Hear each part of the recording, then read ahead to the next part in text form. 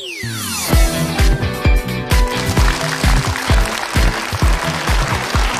lagi di Dr. S Indonesia, kita masih mau membicarakan nih tentang jatuh cinta dan juga patah hati. Makanya, tadi Tasya sama John kan sempat cerita-cerita nih pengalamannya tentang patah hati itu seperti apa, jatuh cinta seperti apa. Emang ada perubahan gaya hidup apa sih yang pernah dialamin? Ada sih pastinya ya. Kalau jatuh cinta itu rasanya selalu berbunga-bunga, semuanya tuh enak aja indah gitu. dipandang indah semuanya. gitu ya. Aku tuh kalau lagi jatuh cinta tuh makan mangga yang asem banget aja tuh kerasnya manis gitu kan. Ya ampun. Kalau lagi patah hati tuh ngidamnya tuh malah ngidam kulit duren gitu kan. Maksudnya buat Sakitin apa? aja aku gitu kan. Ya. Bukan ditimpuk ke orangnya gitu. Makanya terus juga apa ya, lebih mengingat, apapun diingat gitu ya. Kalau lagi jatuh cinta, aku selalu mengingat misalkan si cowok, oh hari ini pakai baju apa, besok aku ingat Ya bajunya, aku ampun. ingat baunya aja dari 200 meter aku udah tau, oh cowok aku mau datang gitu ya.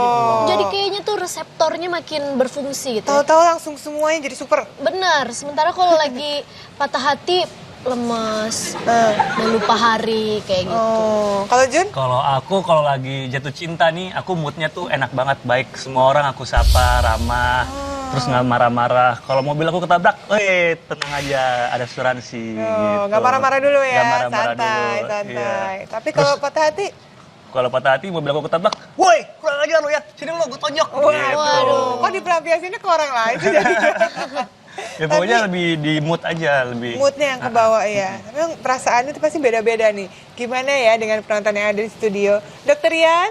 Iya Dokter Rey, Ngapain seru di banget sana? ya. Memang sih ada asuransi tapi tetap aja ngeluarin duit. Duitnya bisa digunakan untuk dinner bareng. Ya pemirsa, saat ini saya sudah berada di tengah-tengah keramaian ibu kota. Ya. Ibu kota yang diisi oleh para remaja-remaja dengan tingkat kemampuan jatuh cinta yang cukup tinggi.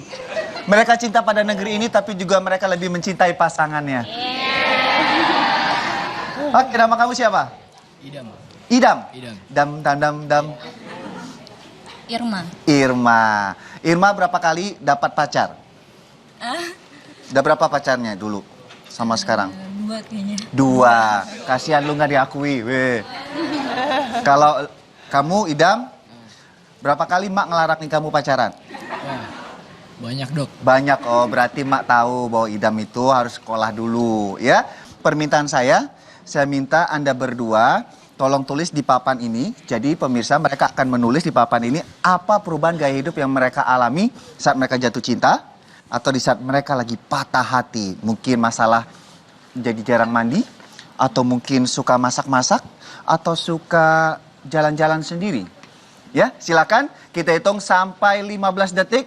Silakan untuk menulis perubahan gaya hidup Anda. 3, 2, 1. 15.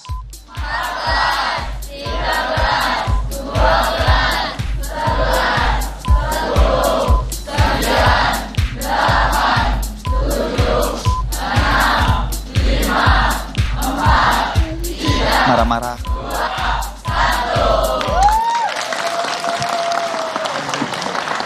Tulis namanya. Tulis nama, jadi nggak ketukar, tulis namanya ya. Ya pemirsa, saya akan bawa saksi ini untuk kita bahas dengan Dr. Resa. Tepuk tangan buat Irma dan Idam. Ya, silakan kembali ke kursi Anda masing-masing. Hasilnya unik-unik ya. Hasilnya unik-unik Tapi tadi Irma tuh mirip loh. yang sering ke kuburan. Irma mirip sama saya. Kalau saya Kenapa? lagi jatuh cinta, saya suka bikin kue. Suka bikin kue? Suka baking. Aku kok kalau jatuh cinta nggak jatuh cinta tetap suka makan ya. Tapi memang ya pasti yang terjadi maupun itu jatuh cinta atau patah hati pasti terjadi suatu emosi yang tidak stabil. Iya, Nah, emosi baik. nggak stabil itu termasuk perubahan gaya hidup juga ya. Betul. Baik itu gaya hidup yang tadi ditulis salah satunya apa tadi? Iya, kalau Idam tadi jarang mandi, baunya kerasa ada 3 tahun ya. 3 Masih tahun. kerasa. Kalau si Idam kalau lagi jatuh cinta itu suka olahraga. Olahraganya adalah ambil mangga ya untuk pacarnya. Makan. Maling mangga ya. Ya kemudian makan sayur. Dalam kurung sehat ya. hemat. Benar-benar. Ya. Buat naktir pacarnya. Iya benar makan daging. Kalau Irma ini Wah, wanita sekali, pemirsa Iya. rajin mandi. Biar wangi. Enggak, 3 jam di kamar mandi, teman yang lain ngantri, ya. Suka masak, kayak dokter Re. Kalau patah hati, males makan. Males makan. Nggak ada yang traktirin lagi. Iya. Ya jadi males makan. Kalau Tasya, kalau lagi patah hati, perubahan gaya hidup apa yang jelas-jelas berubah dalam kehidupan sehari-hari? Kalau justru aku kalau lagi patah hati itu jadi semangat olahraga. Oke. Jadi semangat mau ngapain, pokoknya jadi termotivasi gitu ya. Pokoknya harus ada kesibukan, karena ketika aku sendiri pasti ngerasain lagi yang namanya sedih, Betul. kesepian gitu kan.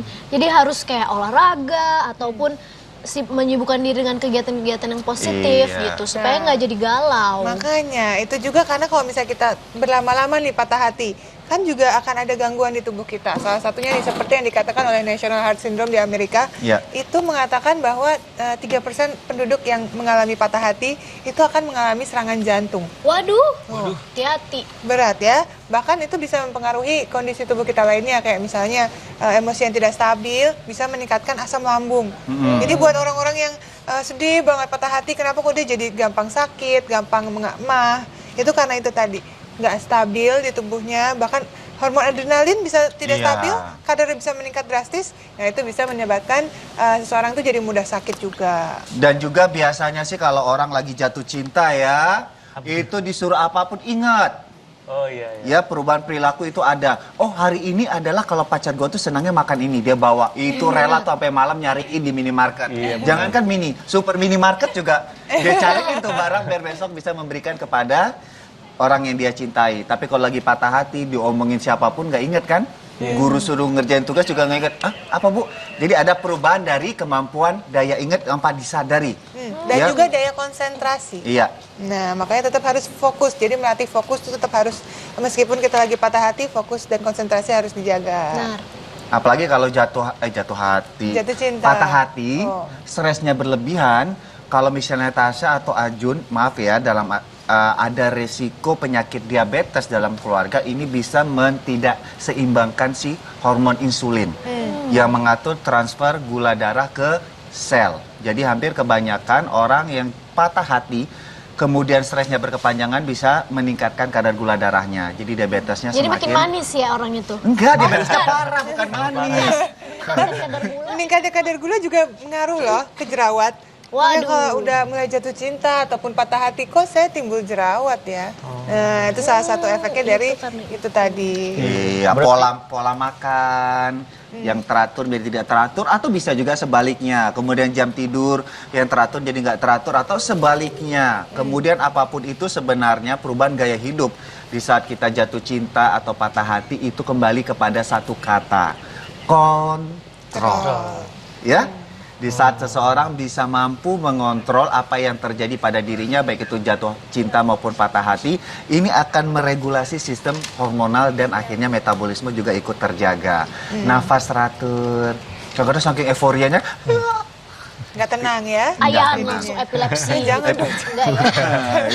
Kirain. Tapi bisa loh, saking stresnya, saking depresinya, bisa terpicu tuh penyakit-penyakit seperti itu.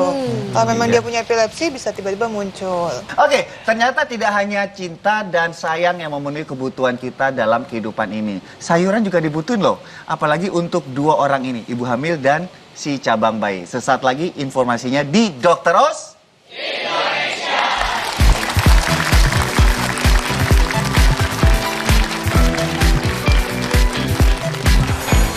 Sayuran memiliki banyak manfaat bagi tubuh. Namun, sayuran apa saja yang baik dikonsumsi oleh ibu hamil? Pada bayam. Baik, biar kuat tulang dan otot. Ya, tidak hanya untuk ibu hamil tapi juga tulang dan otot untuk si calon bayi.